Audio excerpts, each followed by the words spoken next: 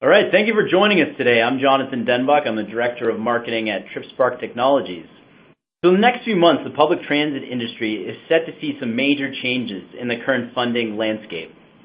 Today we're hoping to give you some greater insight into the funding opportunities that are out there and help agencies better understand what is available to them. Okay, let me introduce you to our panel today. We have Scott Bogren, who's the Communications Director at the CTAA, as well as John Metzinger, is the Manager of Administration at Citybus in Lafayette, Indiana. So they both have very different perspectives. One is an association that's going to talk specifically about funding that they're offering, what's out there, as well as from an agency's perspective with Citybus. So let's start with John. Can you give us a quick overview of Citybus, some different changes that you see coming in the funding landscape, and some key things that you think are important to our attendees? Absolutely, yes. Hi, everybody. Glad you're here. Citybus, if you don't know much about us, we're located in Lafayette, Indiana, which is about a third of the way between Indianapolis and Chicago along the I-65 corridor. We are a small city, university town. Purdue University is located here. Our organization is a municipal public transit agency operating fixed route and ADA paratransit service. And in addition to that, a pretty robust system of campus shuttles on the Purdue campus. We like to think of ourselves as a small but mighty organization in that our resources are limited, but we've been able to achieve pretty outstanding performance. Just to give you some perspective, our annual operating budget is around $12 million, and the capital budget ranges between $3 to $5 million each year. We have 134 employees running in 72 buses, but our ridership is the second highest in the state of Indiana at about 5.5 million rides annually. Just to give you a perspective, Indianapolis is the largest city in the state of Indiana, and their bus ridership is around 11 million. So there's a great density of transit use in our community because it's a college town. We have invested in technologies, and some of the TripSpark Trapeze products include Streets, Pass, and IVR. So that's just a little bit of background on who we are. And the main focus of my talk is going to be looking at funding that is about to become accessible, including direct funding opportunities for smaller agencies like Citybus.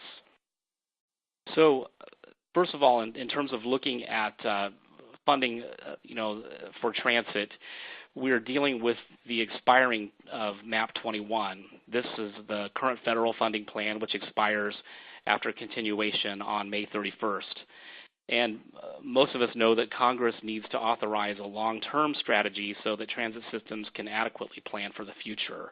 Unfortunately, rather than dealing with those needs, Congress is using a Band-Aid approach by passing temporary continuing authorizations, and that leaves resources flat or even reduced for small transit systems.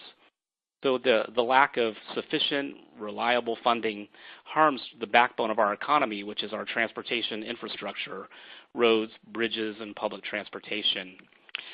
So in terms of authorization for federal funding, our industry, as you probably know, is urging authorization of a multi-year bill that will provide dedicated funding to pay for current and future needs. President Obama's budget includes a 6-year, $478 billion authorization plan that allocates about $144 billion for public transit. This is a reworked version of the Grow America Act that was originally proposed last year. So, John, we're really starting to see the need for smaller agencies to kind of take charge and develop kind of their own funding plan. In your experience, what type of barriers are you seeing out there for small agencies? Yeah, the barriers are great, and this leads into the second point, which is how smaller agencies can overcome the barriers. The primary task that we have to do is to plan, and utilizing the federal dollars requires a plan, a program of projects. So in most transit systems, using federal transportation dollars requires that transit systems participate through a metropolitan planning organization or an MPO, and that's going to link public transportation investments with key local, regional, statewide goals. This makes transit an integral part of transportation planning at all of those levels. I know here in Indiana we participate in our MPO, so all of our projects are planned in a Transportation Improvement Program, or a TIP, which is a 5-year plan. So transit systems need to consider all funding needs, including vehicle replacement, infrastructure, and technology projects, and establish those projects in a program of funding. Federally funded and state-funded projects have to be constrained in a TIP, and then also in a state plan known as the STIP. And in this plan, the transit agency identifies the projects and their funding sources, and you can include, and you should include, technology projects by their scope and by their cost. Once a project exists in the TIP and then in the STIP, it can be included in federal grants. And that leads us into the federal procurement process. Federal procurement guidelines apply to technology projects, and transit agencies must comply with extensive regulation that covers a wide range of issues, including things like civil rights, the environment, third-party contract requirements, and lots of other requirements. The FTA circular that's shown here on the slide, 4220.1F, is the guidance from FTA on procurement. And so that's an excellent resource to look at when you're thinking about federally funded procurements. So there are different requirements based upon the dollar amount of the procurement. But for example, if it surpasses a $100,000 investment, then there are more stringent requirements for those larger projects. So in looking at the federal funding package, there are several options that are available to transit systems. Urban area formula grants exist in Section 5307, and they provide, they're eligible for public transportation capital, planning, and certain operating expenses. Eligible capital projects are funded at the 80% level, and technology, hardware, and software projects are eligible capital expenses. Under that same funding formula, operating assistance can be utilized to fund 50% of eligible operating costs. So, for example, CityBus uses operating costs to cover technology licensing and maintenance fees because those are eligible operating expenses. Now, you should know that operating assistance is eligible only in areas with fewer than 200,000 in population, or for FTA grantees with populations greater than 200,000 but operating a maximum of 100 buses. So rail fixed guideway systems would be excluded from using 5307 funds for operating. But CityBus we're not under those requirements, so we are able to use operating funds under Section 5307. And then we use both capital and operating for technology projects. The Section 5339 is the bus and bus facilities formula. It's capital funding to repair and replace buses and related equipment for buses. It's funding at the 80% level.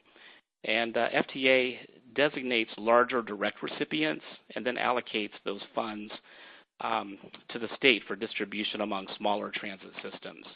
So for our agency, the Section 5339 funds were distributed to our State Department of Transportation, and then we became a subrecipient for those funds for a bus replacement project. But 5339 can be used for the rehab and replacement of buses, vans, and related equipment, including technology. And bus facilities are also an eligible expense. So, as I mentioned, we used that funding pool for bus replacement, not technology, but it technically could be used for technology, probably if the technology is being procured as part of a bus procurement. State of Good Repair is a formula grant awarded on a competitive or a discretionary basis.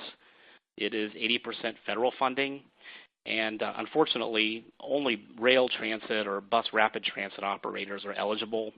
Projects are limited in their scope to capital projects that are designed to maintain a state of good repair for the transit system. Eligible costs include rehab and replacement of communications equipment, stations, vehicles, and again, computer, hardware, and software projects are eligible. We at CityBus have not been lucky enough to be one of the few transit systems that have been awarded these funds. if you've gone for the funds, you know that it's highly competitive in terms of the way that they are distributed. So that's it for the federal side. On the local side, and of course every municipality and state is different, but in our market we have a local property tax that funds a cumulative capital fund. And primarily those funds are used for local match on federally funded projects. So our focus has been on the federal formula grants, and the key has been for us to decide that technology investments are a priority and then to set aside those funds to take on the key technology projects. So John, it sounds like CityBus has been fairly innovative in accessing some special projects money. And that's kind of an entirely other area of formula funding that agencies can access. Even though it's difficult to access, you've shown that it can be done. Maybe you can kind of explain how you're able to access that special money. Yeah, CityBus has been able to access special federal funds that are available. Another part of MAP 21 and of the future federal funding package will be these discretionary funds that are typically awarded on a competitive basis. Tiger is a good example of one of those packages. So as you know, it is difficult for a small transit system to compete for these funds. Tiger is an example. Ladders of Opportunity last year is another example. These are recent discretionary grant opportunities that were offered by FTA. For almost every opportunity that's out there, we go through investing a lot of time and energy in developing the grant application, only to see our project falter in the face of significant competition. But nonetheless, those funds are there, and we think it's worth continuing to try for it because you're not obviously going to be awarded those funds if you don't at least submit an application. FTA has just announced that there is a seventh round of Tiger grants. $500 million is going to be made available. Grant applications are due in June 5th of this year. The last time that CityBus was successful in securing a discretionary grant was back in 2009. That was through the TIGR program.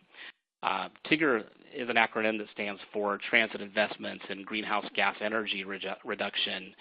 And we utilized those funds to build wind turbines to power our maintenance and administration facilities. So since TIGR, we continue to submit an application every time an opportunity is available. Unfortunately, we've not been selected since 2009. Great, thanks, John. That's a great perspective of what CityBus is doing and some different options out there for other agencies. Now let's flip it over to Scott at the CTAA and really learn about some of the services and assistance that they offer. Scott, what are you guys seeing in the industry, and how can you guys help from the CTAA? Well, I would start off by chatting a little bit about some of what's available. For those of you who are unaware, CTAA, the Community Transportation Association of America, is a national membership association. We have about 4,000 members around the country. I direct communications for the association, so that's kind of where I come from. We are located here in Washington, D.C., where I am speaking today. It's interesting. We've really entered a period in the industry where federal funding, and I have some slides to kind of cover that, is relatively static. At the same time, we're seeing demand spiking, ridership spiking, and also a lot of states are looking to invest some of their funding in varying forms of surface transportation. 12 states decided to either raise their gas tax or raise fees for surface transportation in the last 2 years, and there's another 20 some odd that are looking at it right now. Already this year, Iowa, Utah, and South Dakota have raised state funding. So that's an issue that I think as well bears some attention on our part.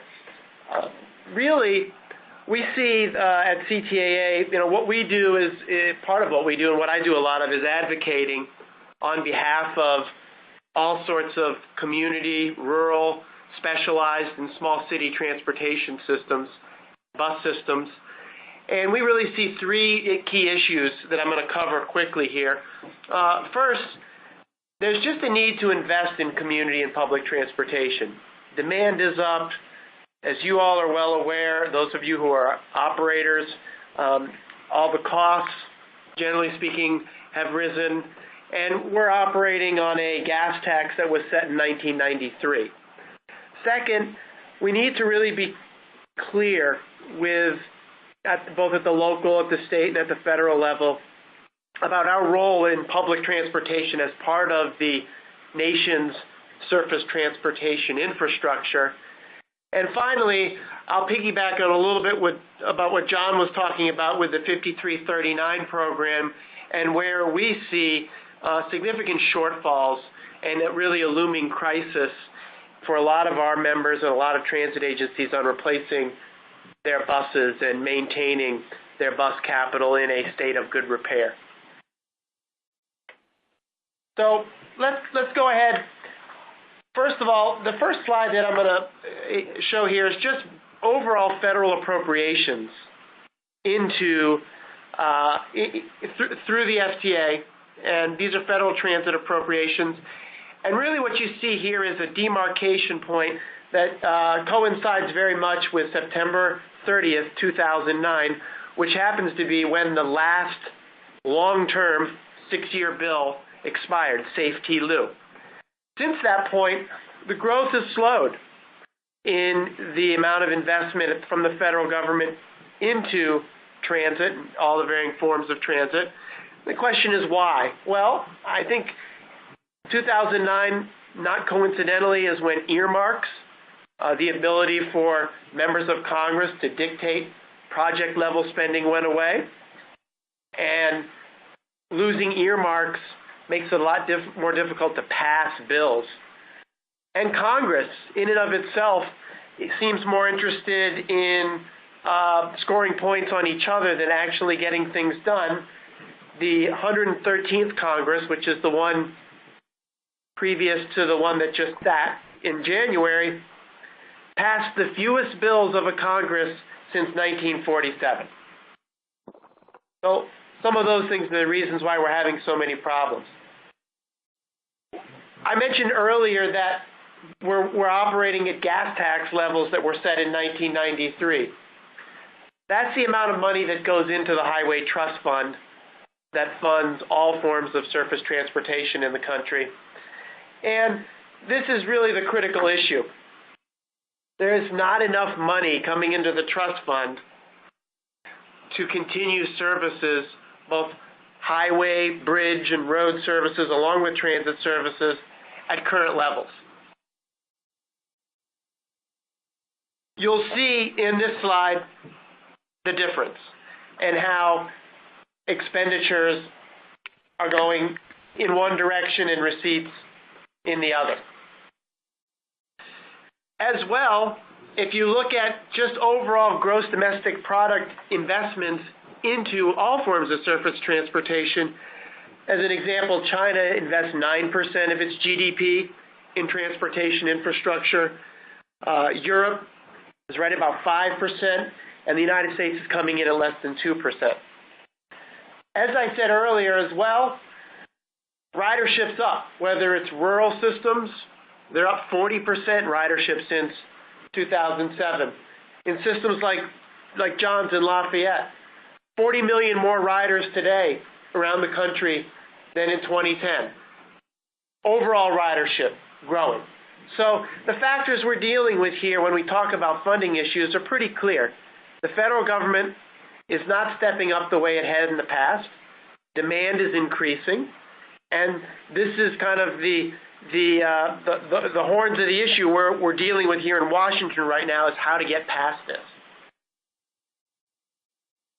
A key way to get past this, of course, is making clear to everyone that we are part of the important surface transportation infrastructure in the country. Your buses, your routes, your riders, your technology, all of that are really important parts of the infrastructure component. And I go to a lot of the hearings here in Washington, both in the Senate and the House. You consistently hear whether they're Republicans or Democrats, House members or senators, you consistently hear them talk about the importance of investing in infrastructure. We need to make sure that transit, all forms of transit, are seen as part of that infrastructure. We then go down to kind of how can Congress help? Well, as I stated earlier, earmarks are no longer part of this. John gave you a very good overview of some of the programs and also some of the discretionary programs. But as he also alluded to, those programs are oversubscribed, particularly when we talk about bus issues, whether it's the Ladders of Opportunity last year, whether it's the previous incarnation of the State of Good Repair program. You basically would see $7 to $10 in requests for every $1 available from these programs when it comes to bus money. You also see, when we look at it, bus ridership continues to be more than half the trips that are provided in the country every day, and about 85% of the total transit fleet in the country consists of buses, vans and van pools, paratransit vehicles. All those types of buses represent the majority of the transit fleet. Now, if you take the transit fleet, and instead of counting it just by numbers, you counted it by the amount of backlog, dollar figure backlog, you'd find that almost 6 out of every $10 in the capital backlog come from heavy rail or subway systems. And so what you really get the real big picture here is all forms of public transportation have significant capital backlogs right now. Here's what happened with MAP 21's passage when we went from the 5309 program, which was at about $980 million, down to the 5339 program, which is at $440 million. There's plenty of resources, and I know there's links to them. We have them on our webpage at ctaa.org to show you what this means at the varying state levels, what this means at varying individual system levels. But basically, what we're dealing with is a potential real issues of system route cuts, cutting service on weekends, on evenings, fare increases and layoffs.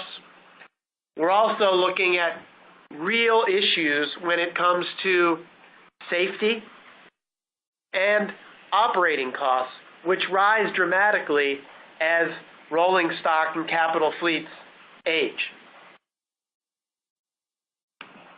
There's a lot you can do. We've got a Speak Up for Transit campaign that is operating in conjunction with APTA's Stand Up for Transit campaign that really launches tomorrow, April 9th. We think it's really important that everybody participating today do just that and make sure that your riders and the partners you work with locally, the people that benefit from your services, whether they're healthcare operations or universities or employment centers, that they all are speaking up and standing up for your services, because we're at a very critical juncture in what we're looking at when it comes to community and public transportation.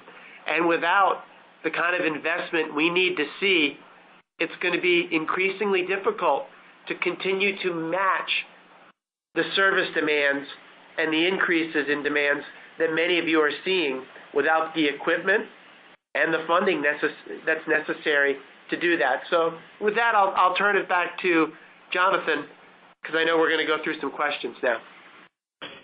Thanks, Scott. That was a great overview of the industry and what the CTA is doing. And I'll echo what you said. It's extremely important to speak up for transit, stand up for transit, and get involved in those ways. That infographic that you see on the slide there is available in detail in the resource section, so feel free to grab that at any time.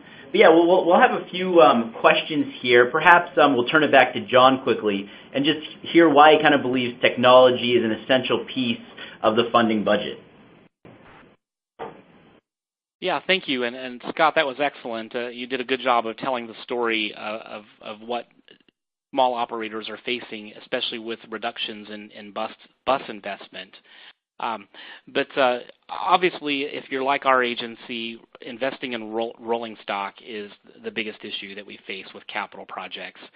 But for us, technology is aligned with our bus service because it's such a significant part of our operation. For example, we use the Streets technology, which publishes real-time information through MyRide to our passengers. And in a college town, that's a very important part of operating transit. So it matters to us from an operating standpoint, and then also from, in this current environment of funding sources being limited and funding growth non-existent, we have to find very efficient ways to operate, and technology helps us to do that. We can, for example, reduce using PASS software in our paratransit operation, find efficiencies in the schedule that reduce operating hours while meeting passenger demand. So the technology helps us to lower our operating cost. It's available for funding under the federal funding formulas, and the real key for us is simply to be intentional in putting together a program of projects that includes technology investment. Hey, Jonathan, this is Scott. I'd also like to add that I really echo what John was saying there. In an era of constrained finances, technology and its ability to make sure that our operations are as cost-effective as possible and that we're doing the most with these limited dollars to make sure we're providing as many trips and being as efficient as we can is really a useful messaging part of what we need to be talking about. That we're transit systems, even if we're operating fixed routes, we're not just doing what we've always done, but we're coming up with ways through technology to be more efficient. Excellent point, Scott. Now, if the audience wants to submit some questions later on to you or through the CTA and what kind of services you offer, is there an email address you can let us have where they can email you directly? Sure. Email me directly at my last name, Bogren, BOGREN, @ctaa.org, and I'd be happy to answer any questions then or as we proceed here. Perfect. Yeah, and with that, we'll actually start opening it up to questions from the audience. We have one here that I'll ask, and I'll let either Scott or John jump in and answer it. Has anyone had any experience with a state green bank or any other transit/complete streets projects? Well, I'll jump in there if you don't mind. And I have to say that no, our agency hasn't had direct involvement in that. However, Complete Streets is now something that is being passed, in the state of Indiana as an important component in planning. So we're hopeful, that we'll be able to get engaged in projects like that. Most of the time, Complete Streets projects tend to be involved or tend to involve cities and also state DOTs in road planning. So they're dealing with sidewalks and other transportation infrastructure. We want to be at the table so that transit is included, with bus stop amenities added and the like.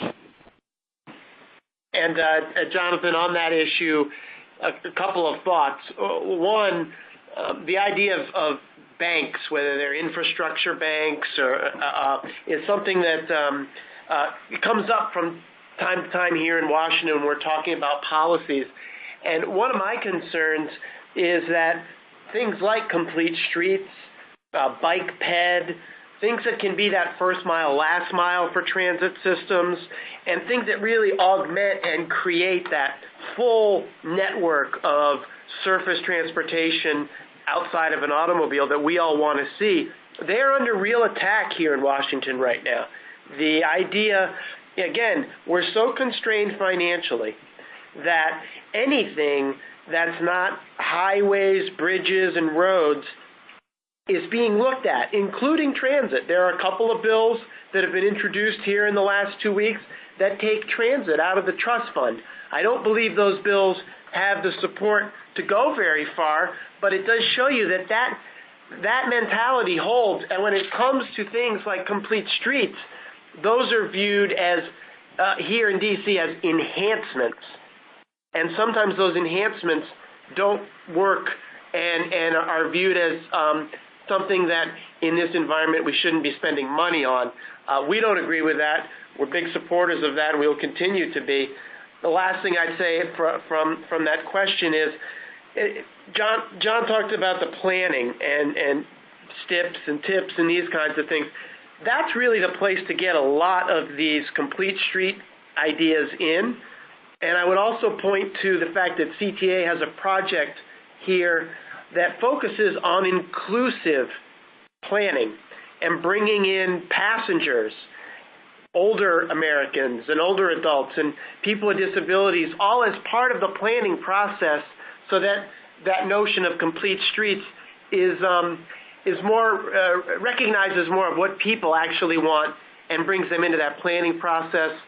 If you want more information on that, send me an email, and I'm happy to send you a lot of resources that we have on inclusive planning. All right, thanks. We have another question here. How have you selected grants for transportation providing access to open spaces? Are any of the grants you mentioned available to build transportation infrastructure like a bus shelter by open spaces? So yeah, yes, you can use some of the funding sources that I spoke about to build transit amenities, including passenger shelters, transit stations, even other infrastructure like benches, bike racks at the bus stop. So yeah, it's all about planning for those projects and including them in the TIP and the STIP, and then you can of course add those into the grant. So yeah, bus stop amenities are eligible projects. Okay, great. And we have one more question here. Do you expect additional ladders of opportunity funding to become available as older funding streams expire? This is Scott. Yes, I do. The administration and FTA, if everybody out there may have gotten tired of hearing the phrase state of good repair, well, be prepared now to hear a lot about ladders of opportunity. And there are some different ways I think you're going to see that. We saw last year some bus capital funding, but I think we're also going to see ladders of opportunity projects when it comes to workforce development and the ability to develop the transit workforce and in wiser and more targeted ways. We're also seeing some of that when it comes to capital projects and being able to make sure that local citizens are being brought into the workforce. So there's a lot of ways that I think we're going to see ladders of opportunity. And as you mentioned, Jonathan, a lot of that's going to be dependent on the kind of funds that are available as some programs lapse. But I would expect to see more of that through the FTA. I'm just not sure kind of when and how much. Great, thanks. Well, it looks like that's all the questions we have from the attendees right now. So I'll just take some time to do a quick wrap-up here. Thank you for everyone who attended, and thank you very much for our panel of speaker here, both Scott and John. This was very informative of different ways we can use funding, specifically, technology and how that's so important for all agencies and operators going forward. So thank you very much for joining us today.